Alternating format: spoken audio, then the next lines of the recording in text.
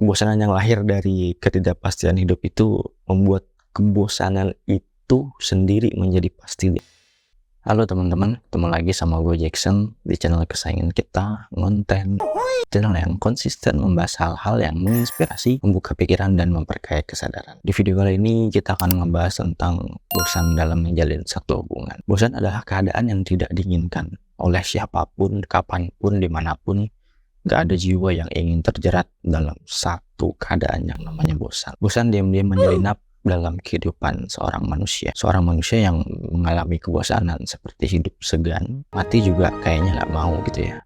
Gak main-main teman-teman. Lars Svensson menyebut bosan adalah fundamental existential experience. Ngomong-ngomong soal kebosanan teman-teman, menurut Martin Nullman, dia mengelompokkan kebosanan menjadi dua. Yang pertama, kebosanan yang disebabkan oleh situasional. Artinya kebosanan ini terjadi karena situasi yang sifatnya repetisi gitu ya. Artinya rutinitas itu menyebabkan manusia itu melakukan yang dia lakukan itu tidak lagi diberikan nyawa gitu. Sudah terlalu sering repetisi itu dilakukan, disitulah manusia itu merasa bosan. Nah kemudian yang kedua adalah kebosanan yang sifatnya eksistensial. Kebosanan ini adalah kecemasan yang dialami setiap orang akibat dari ketidakpastian hidup. Ketidakpastian dari segalanya membuat hidup terasa hampa dan tidak bermakna. Nah dari sini gue harap kebosanan yang kalian rasakan sekarang adalah kebosanan yang spesifik terhadap kondisi dalam menjalin satu hubungan. Kan eksistensi kalian sebagai seorang manusia yang memang kalian ada di dalam satu lingkaran hitam gitu ya, yang disebut dengan ketidakpastian tadi. Akhirnya membuat kalian merasa bosan dan hidup kalian kayak rasanya hampa gitu. Ya gue harap kalian datang ke channel ini terus cari tentang bosan dalam menjalin satu hubungan, ya karena memang lagi situasional aja, lagi kondisinya aja yang membuat kalian tuh bosan gitu. Silahkan kalian refleks sendiri, kebosanan yang kalian rasakan itu kebosanan yang situasional atau memang kebosanan yang eksistensial tadi, yang berasal dari kecemasan karena ketidakpastian hidup. Terus gimana nih kalau kebosanan yang gue rasain ternyata bang ya, setelah gue refleks gitu ya berdasarkan penjelasan lo tadi, bahwa kebosanan yang gue rasain itu ternyata kebosanan yang sifatnya eksistensial bang, yang gue rasa hadir dari kecemasan gue atas ketidakpastian hidup gue gitu kan ya. Kebosanan yang lahir dari ketidakpastian hidup itu membuat kebosanan itu sendiri menjadi pasti dirasakan. Ya ini kan begitu paradoks ya. Jadi tadi gue bilang, berarti sekarang bisa dibilang kebosanan itu adalah satu kepastian gitu ya.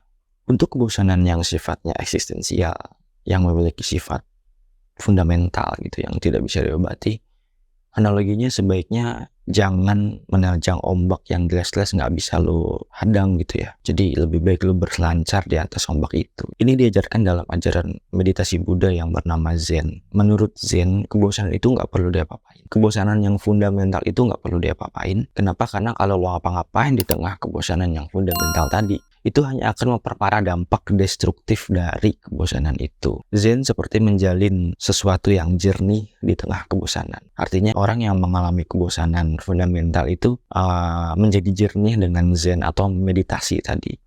Bahwa dia sadar gitu, dia sedang mengalami kebosanan gitu. Lalu ia pun bisa menentukan dengan sadar apa yang sebaiknya dia lakukan. Dan yang sebaiknya dilakukan adalah tidak melakukan apa. Karena menurut Zen, kebosanan fundamental itu seperti cuaca yang datangnya kita nggak tahu dan perginya pun kita nggak tahu.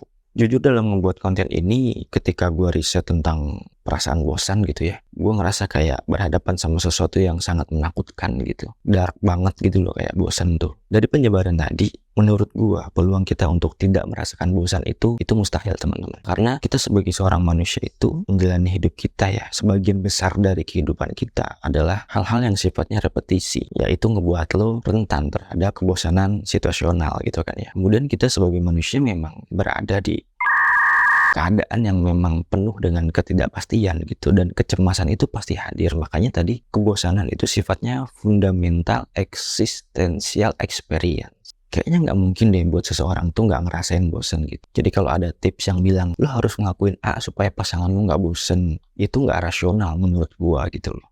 Jadi bosen itu memang ada gitu kan ya. Dan Zen pun tadi bilang ketika lo ngalamin bosen yang sifatnya fundamental eksistensial gitu karena kecemasan ketidakpastian hidup lo, ya lo harus jernih di dalam kebosanan itu. Lu harus berseluncur di atas ombak kebosanan itu, dan memang lu harus nggak ngelakuin apa-apa, karena kebosanan fundamental tadi sifatnya adalah seperti cuaca yang mereka datang dan pergi seenaknya mereka dan kita nggak bisa kontrol. Stoik tadi teman-teman. Lalu gimana Bang Jackson? Apa tips yang mau lu kasih? Gini teman-teman ya, setelah tadi gue riset mengenai kebosanan, akhirnya gue menemukan bahwa kebosanan memang nggak bisa dicegah, tapi bukan berarti kita tidak bisa berupaya untuk mengobati kebosanan.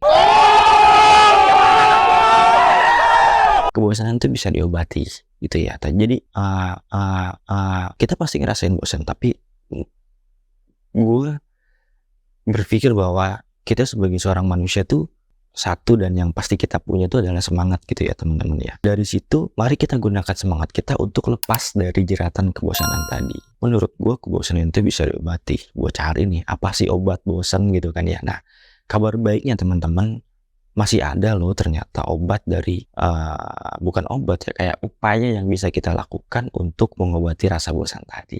Apa itu? Nah, menurut Soren, filsuf asal dari Denmark, masalah utama atau penyakit jiwa manusia adalah kebosanan, kecemasan, dan keputusasaan. Si Soren tadi bilang, wah berarti ada kebosanan nih. Lantas si Soren juga nyebutin, obat dari ketiga hal tadi, kebosanan, kecemasan, dan keputusasaan itu adalah estetis, teratur, etis, rasional, dan religius, berketuhanan secara utuh. Gitu ya teman-teman. Jadi setelah tadi gue jabarin bosan, sekarang gue mau coba menjabarkan penjelasan yang disebutkan oleh Soren bahwa untuk mengobati bosan itu kita bisa mengupayakannya dengan estetis, etis, dan religius. Apa itu estetis? Estetis itu teratur teman-teman. Teratur tuh maksudnya gimana Bang Jackson? Teratur tuh artinya dalam menjalin satu hubungan lu harus teratur. Lah gimana Bang Jackson supaya bisa teratur gitu kan ya? Ya lu harus punya aturan gitu teman-teman. Jadi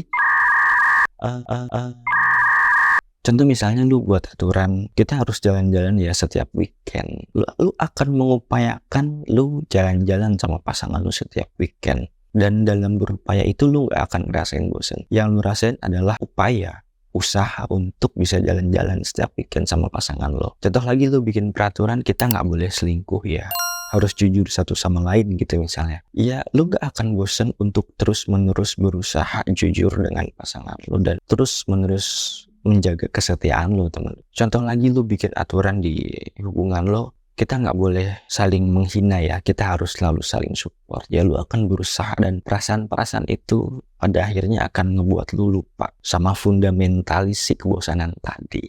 Jadi buatlah hubungan lu teratur dengan memiliki aturan. Apa aturan dalam satu hubungan? Komitmen. Lu bikinlah komitmen-komitmen yang lu mau sama pasangan lu.